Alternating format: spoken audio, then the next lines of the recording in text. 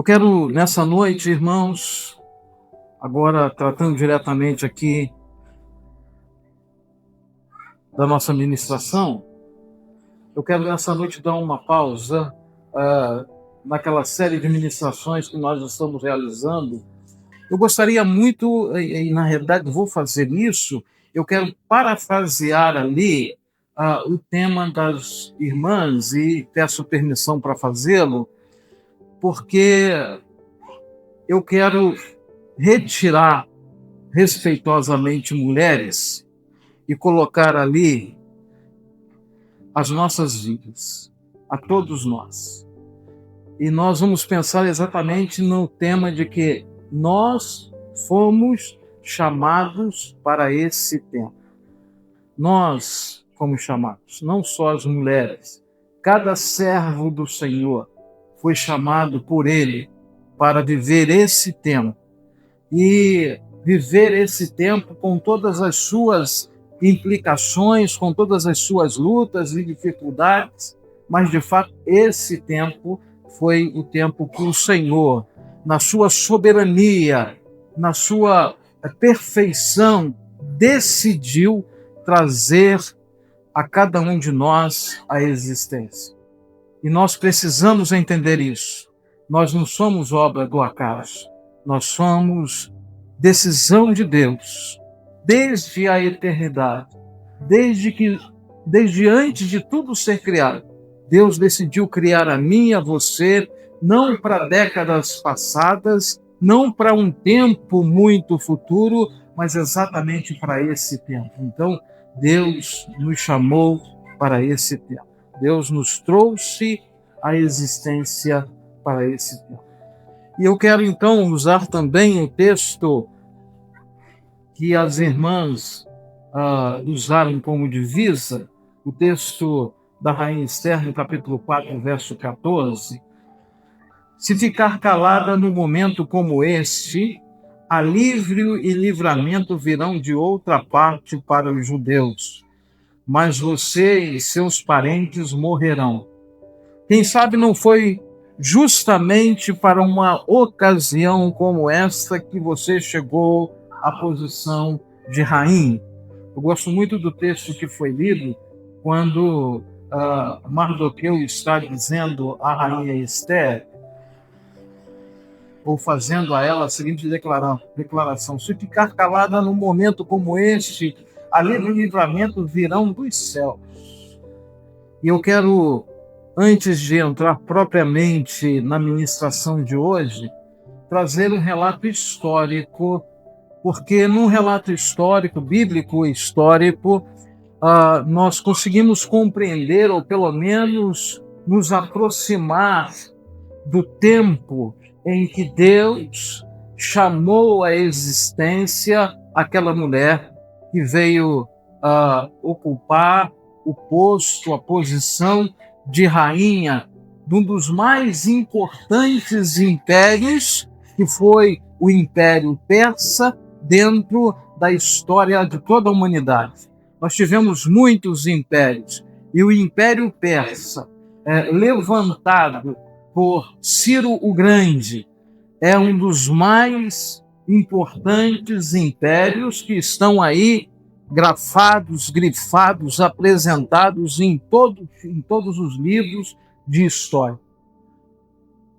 E aquela jovem judia ocupou o posto, talvez, certamente, mais alto que uma mulher poderia ocupar naqueles dias, sendo rainha do Império Persa. Irmãos, nós estamos diante do último livro histórico da Bíblia. Quando você está lendo o livro de Esther, eu quero que você tenha a ideia do seguinte: a Bíblia no Velho Testamento, ela termina no livro de Esther. Depois do livro de Esther, você vai ter livros de sabedoria, depois você vai ter os livros proféticos maiores e menores, mas tanto os de sabedoria quanto os livros proféticos, eles estão dentro de um tempo histórico. E o tempo histórico dos livros proféticos, o tempo histórico dos livros de sabedoria, você vai encontrá-los a partir de 1 Samuel, passando o segundo, primeiro e segundo Reis, primeiro e segundo Crônicas. Esse é o tempo histórico de boa parte dos profetas e também dos livros de sabedoria. Mas aí depois nós temos Esdras e Neemias, que também compõem aí o tempo histórico de outros personagens bíblicos. Mas chegando ao livro de Esther, é como se nós então tivéssemos temporalmente, historicamente, encerrado a Bíblia. Depois do livro de Esther, acontece um espaço que é conhecido pelo silêncio, por ser o espaço do silêncio de Deus, é o espaço interbíblico, ou um espaço onde Deus não se revelou à humanidade, e Deus volta então a falar ao ser humano, já no Novo Testamento, com o nascimento da pessoa bendita, santa e única de Jesus Cristo. Deus volta, depois dos dias de Esther, somente a relacionar-se abertamente, profeticamente, falando aos homens através da vida do seu próprio Filho, através da vida do próprio Deus. O livro de Esther, irmãos, ele trata de forma muito direta, muito clara, da primeira grande ação de extermínio enfrentada pelos judeus. Mesmo que antes dos dias da rainha Esther, o povo judeu já tivesse enfrentado algumas ações que objetivavam destruir o povo, destruir a raça. O Egito tentou fazer isso nos dias de Moisés, com uma miscigenação, ou seja, uma mistura de raça entre judeus e egípcios, e eles tensionaram fazer isso. Você tem um texto bíblico através da matança de inocentes, onde os meninos eram, quando nascidos, afogados no rio Nilo. As meninas eram mantidas vivas, e certamente a intenção era, quando elas estivessem crescido, moças, não tendo rapazes judeus para que se casassem, teriam que se casar com egípcios. E nessa miscigenação, a raça, o povo eleito de Deus, o povo escolhido de Deus, seria exterminado. Ainda que também no tempo de Macabeus, não está registrado na nossa vida, o povo tenha enfrentado grande luta também para defender a sua raça, a sua etnia, como povo de Deus eleito. Tantos outros momentos aconteceram, mas o da rainha Esther é o ápice, é o ponto mais alto. Era uma declaração assumida.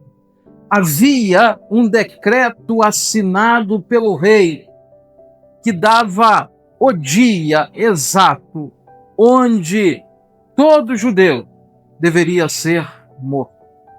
Havia um decreto assinado dando permissão, autoridade, para que qualquer pessoa pudesse matar um judeu, fosse homem, mulher, criança, velho, enfim, pudessem ser mortos. Então essa é uma tentativa das mais claras de destruição dos judeus.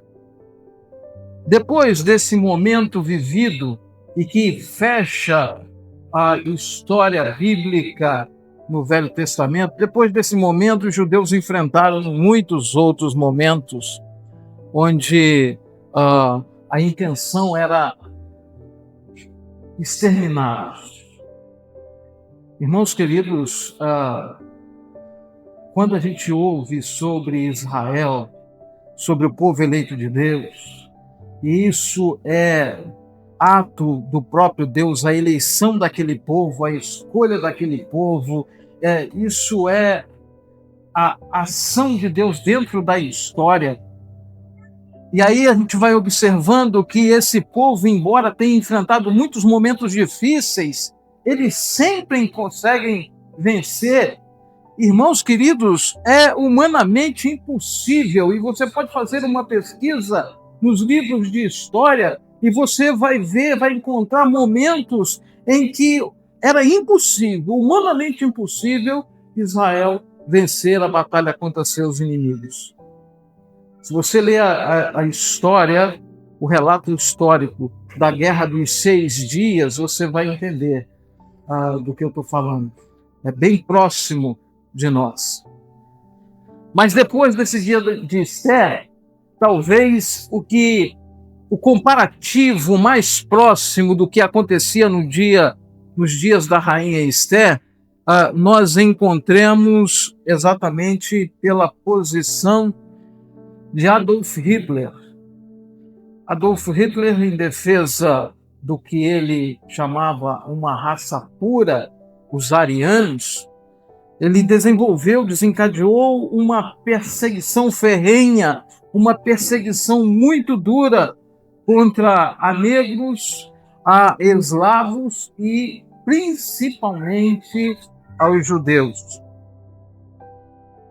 E acabou essa perseguição culminando no Holocausto, aí na primeira parte do século XX, então bem próximo de nós, entre os anos de 1933, quando deu o seu início, alcançando até os anos de 1945, tendo o seu auge entre 1939 e 1945, quando deu-se o final da Segunda Guerra Mundial.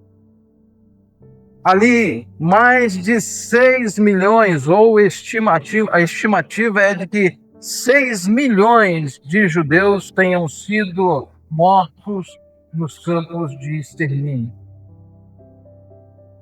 Portanto, quando nós olhamos para o Holocausto, algo que está bem próximo de nós podemos ter ali uma visão aproximada, um entendimento mais aclarado sobre o que enfrentavam os judeus no dia da rainha Esther, uma perseguição tão ferrenha, tão dura, quanto o Holocausto. Mas Deus interviu e defendeu o seu povo, e nós vamos ver isso. Quando nós olhamos para o livro da rainha Esther, irmãos, nós estamos nos voltando para o 5º século antes de Cristo. Imagine isso. 5 séculos antes de Cristo. O povo judeu, há poucas décadas, havia acabado de deixar, acabado de enfrentar o povo babilônico. O Império Babilônico havia entrado no Reino do Sul, atacado o povo de Deus e levado todos cativos para a Babilônia. E já no finalzinho desse momento, já estava de pé o que nós conhecemos na história como Império Neo-Babilônico, ou o Novo Império Babilônico, e quem estava à frente desse império era o neto de Nabucodonosor, e esse era o rei Belsazar. Você encontra no livro de Daniel, no capítulo 5, depois você pode fazer a leitura e relembrar os acontecimentos. Belsazar, um homem muito duro, que teve a oportunidade de aprender e conhecer de Deus com a vida do seu avô, que na dureza do seu coração e na sua ignorância, Deus o humilhou ao ponto de fazê-lo como que um animal. E ele então pastava como um animal, dormia nos campos, sendo molhado pela chuva e pelo orvalho como um animal, até o tempo em que ele reconheceu a grandeza de Deus. Isso está na sua Bíblia. E Deus então o restaurou. Beltesazar perdeu a oportunidade de conhecer esse Deus maravilhoso na vida do seu avô. E ele tornou-se um homem duro, incrédulo, e certa feita, capítulo 5 de Daniel, Beltesazar está dando um grande banquete para 1000 dos seus nobres, e ele arrogantemente decide mandar trazer as taças de ouro ali do santuário do templo do Senhor, que o seu avô havia destruído, e ele decide tomar vinho com seus convidados, exatamente nas taças consagradas ao Senhor. Quando eles estão ali no meio daquela festa, adorando e se alegrando pela sua falsa grandeza, porque o homem tem isso, não é? Ele alimenta isso no seu coração, muitas das vezes, a falsa grandeza.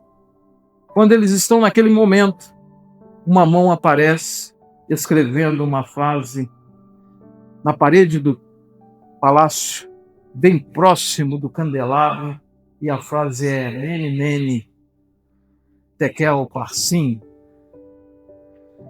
Ele vai procurar saber e ele vai descobrir que Deus havia pesado a vida dele e que ele havia sido achado em falta e que o seu reino seria tomado dele e dado aos medos e persas. Naquela mesma noite foi quando Ciro o Grande invadiu a Babilônia, desviando as águas do rio e entrando a pés enxutos enquanto eles festejavam. Naquela mesma noite, Ciro o Grande toma o Império Babilônico, Beltesazar é morto. Mas agora nós estamos no Império Persa, dias da Rainha Ester. E quem está à frente do Império Persa é Assuero, também conhecido como Xerxes I. E ele é também o neto de Ciro o Grande, o fundador do Império Persa. Assuero, aos olhos dos seus súditos, foi frontalmente atacado pela rainha Vasta, porque Assuero mandou chamá-la para que a apresentasse como o seu bibelô diante da sua beleza, queria expô-la aos seus convidados, e ela se recusou a participar desse momento. Então os seus conselheiros disseram: rei, como a rainha pode afrontá-lo dessa monta? E certamente temiam que as mulheres afrontassem os seus maridos, né? Porque se a rainha afronta o rei, outras poderiam achar-se no direito de fazê-lo. Então, o rei decide destituir a rainha Vasta e abre um concurso no império para que fosse levantada uma nova rainha. E uma jovem chamada Hadassa, o nome hebraico da rainha Ester, participa dessa eleição e, segundo o pedido, a orientação do seu benfeitor, o seu primo Mardoqueu, não revelou a sua identidade judia. E agora sim nós vamos descobrir aqui, nesse texto, algumas razões do porquê está aí escrito e o que isso tem a ver com a minha e sua vida nesse tempo que Deus nos chamou à existência. Primeira coisa que eu quero ressaltar para você, e quero que você esteja nutrindo a sua mente, o seu coração com essa verdade, é a de que Deus está no controle de tudo e orienta em todo o tempo os seus servos. Deus está no controle de tudo e orienta em todo o tempo os seus servos. Nós vemos no diálogo do verso 14 do capítulo 4 que nós lemos, Mardoqueu fazendo a seguinte declaração à rainha: alívio e livramento virão dos céus, ou de outra parte, em algumas traduções, para os judeus. Alívio e livramento virá. Embora o livro da Rainha Esther seja conhecido amplamente como o livro em que nós não temos a presença de Deus, não é?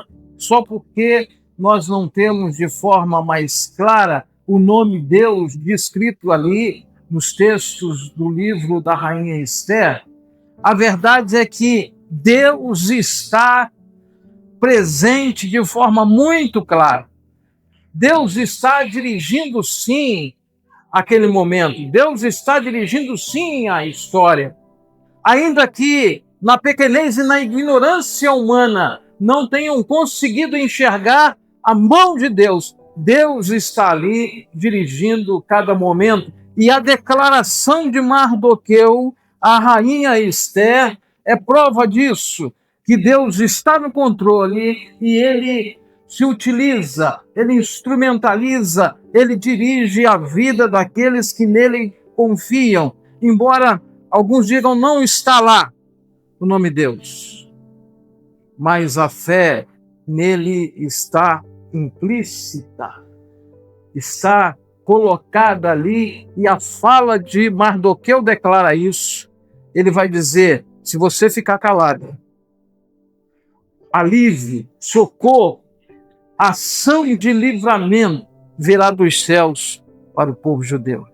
Ora, como não entender essa declaração como uma declaração de alguém que crê que as coisas que nos cercam, que as realidades que nos cercam, por mais duras que sejam, estão sob o controle de Deus? Mardoqueu era um desses homens. E ele então vai ser instrumentalizado por Deus para fazer coisas grandiosas. Primeiro, no capítulo 2, a rainha Esther, ele é aquele que, na verdade, vai livrar o rei Assuero de uma tentativa de assassinato. Deus instrumentaliza também aquele homem, aquele servo, para que ele, na verdade, convencesse aquela jovem, sua prima, com quem ele tinha muito cuidado desde sua infância. Ele era responsável e convence a ela de participar daquele concurso de beleza para uma nova rainha, proposto pelo império. E ele também é aquele que Deus instrumentaliza para, num momento tão difícil do povo, se levantar e estar com a rainha. Perceba uma coisa: ele está ali fazendo algo extraordinário.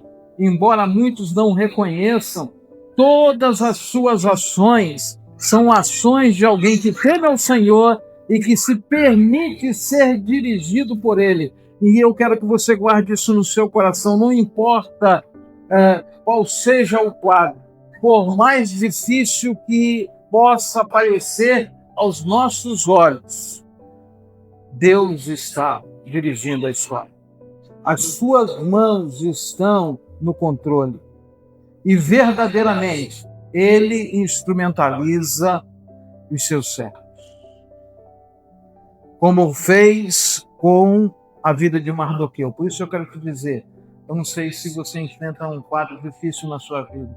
Talvez você possa até pensar, onde Deus está? Será que Deus não está vendo o que está acontecendo? Eu quero te dizer uma coisa, Deus não perde o controle da história, Deus não perde o controle da nossa vida. E se nós cremos nele, é Ele quem nos dirigirá seguramente em cada uma das nossas decisões. Tudo que fizermos será dirigido pela santa e maravilhosa vontade do Senhor.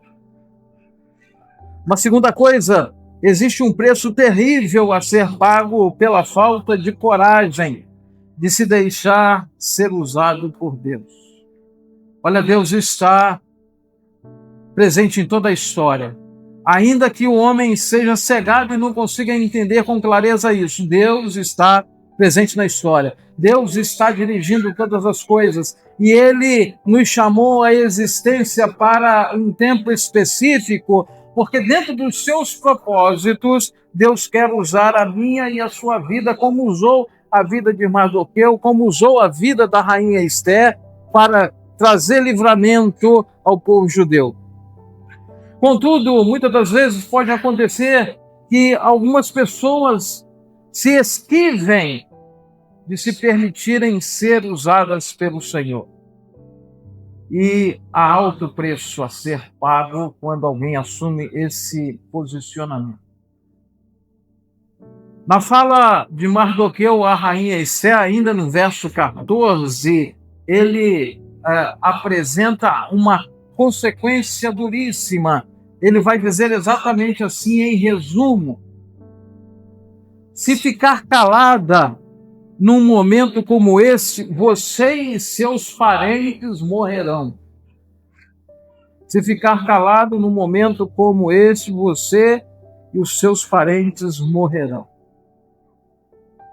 Ele vai ali instar com a rainha para que, na verdade, colocasse em risco a sua vida, apresentando-se ao rei Assuero sem ter sido chamado.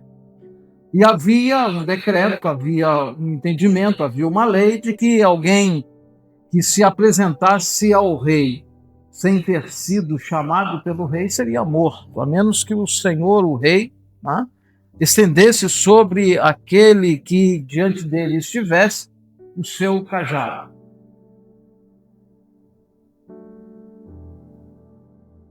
Mardoqueu não ia falar com a sua prima tão somente. Mardoqueu não estava falando agora com aquela menininha que ele criou, com aquela jovem. Mardoqueu chama para uma conversa a rainha do império persa.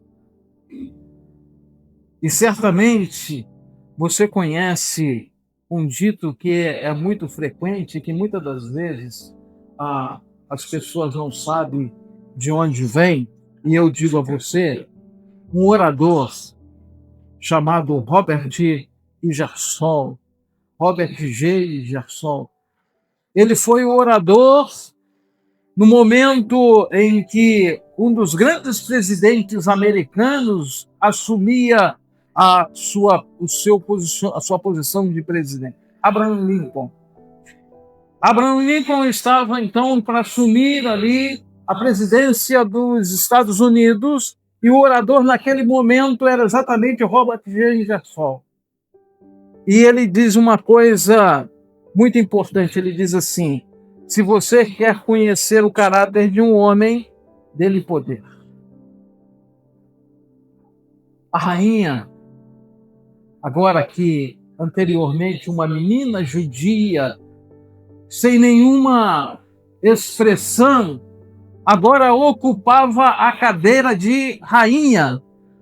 E ela poderia certamente se insurgir contra o seu tio. E se o fizesse, Mardoqueu estava correndo sério risco. Então, quando ele vai instar com a rainha para que ela, na verdade, se posicionasse e livrasse o povo judeu de um decreto já assinado pelo rei, ele não vai dizer o que ela tem que fazer sem ter antes feito. Ele se submete a Deus em primeiro lugar. Ele arrisca a sua vida indo falar com a rainha. Afinal de contas, isso é claro. A palavra do orador ali, da posse de Abraham Lincoln é clara. Você quer conhecer alguém? Dê poder a ele. A rainha, aquela jovem simples, agora era poderosíssima. E com todo o poder que tinha, ela poderia, na verdade, se insurgir contra ele. Ele pagou o preço disso, porque ele decidiu ser instrumento de Deus. Ele decidiu não ficar calado diante da séria crise que enfrentava o seu povo. Ele se permitiu ser usado por Deus. E eu quero te dizer uma coisa: nós sempre vencemos quando nos permitimos ser usados por Deus.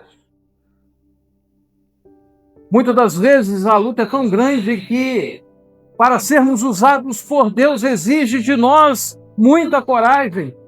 E, na verdade, o Senhor Deus sempre disse isso.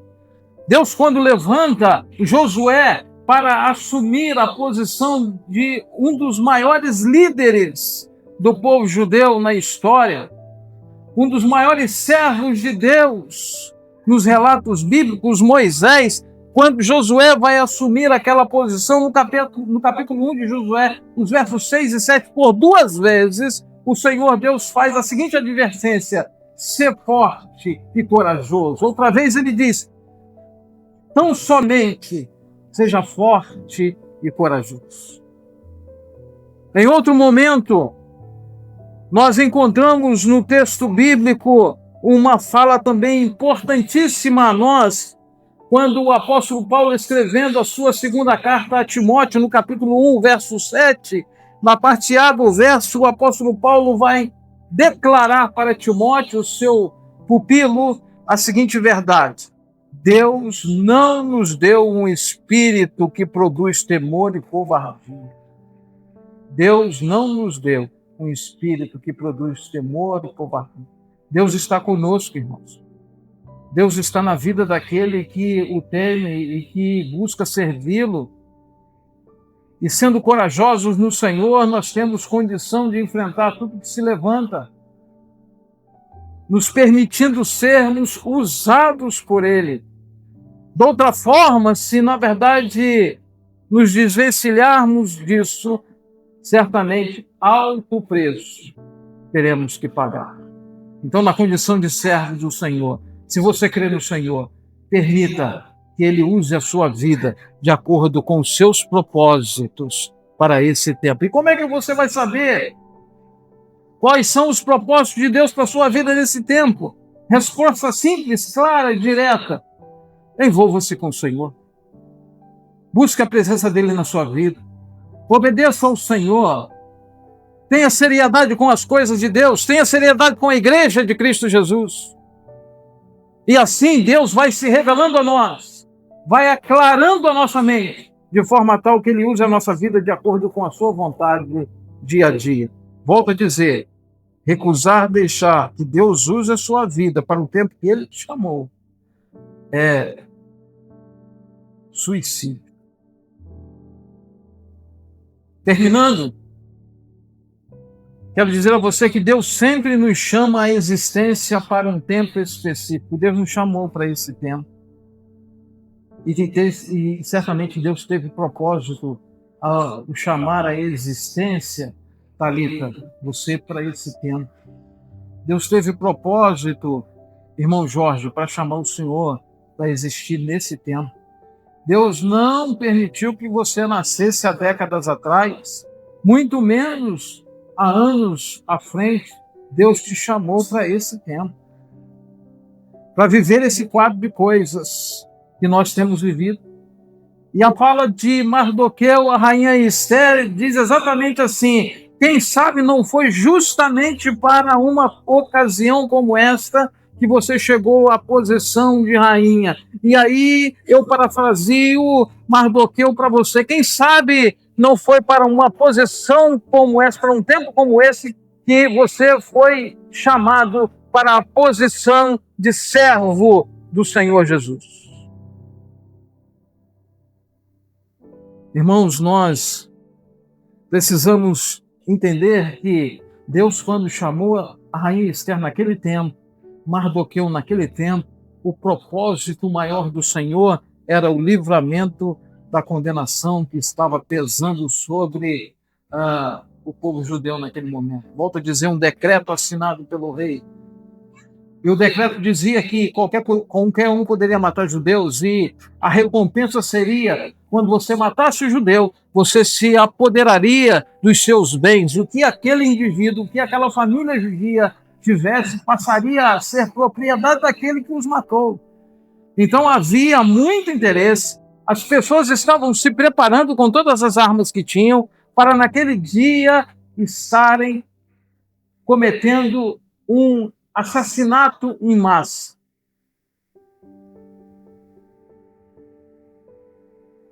Um decreto assinado.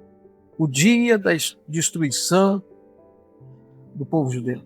Mas Deus levanta Mardoqueu. E ele insta com a rainha. A rainha marca 2 banquetes e convida o vilão Amã. E no segundo banquete ela declara a intenção maquiavélica de Mardoqueu, aliás, de Amã. E naquele dia posterior, Amã é enforcado na forca que havia preparado para que Mardoqueu fosse morto.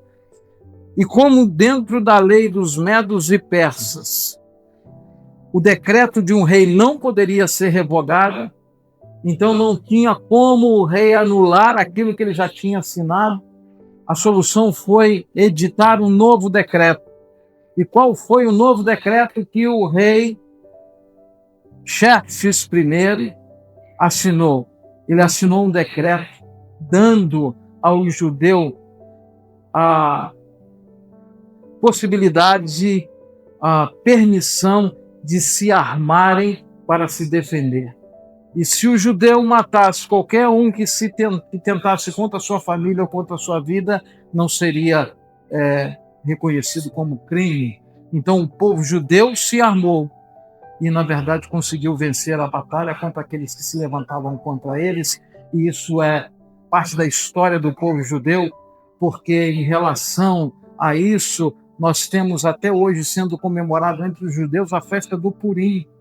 Exatamente remonta os dias da rainha Esther. Na festa do Purim eles leem o livro da rainha Esther. Existem 4 ou 5 versos que são o ponto auge disso, mas fato é que todas as vezes que leem no texto da rainha Esther o nome de Amã, eles fazem muito barulho. Isso é uma ação dos judeus, batem os pés, batem palmas, gritam, porque a intenção é que o nome de Amã seja apagado, o nome do vilão seja esquecido. Essa é a raiz da festa do Purim entre os judeus. Portanto, queridos, o que eu quero que você entenda é que Deus nos chama para um tempo específico, Deus nos chama para um tempo próprio para a nossa existência, porque Ele tem propósito na sua vida.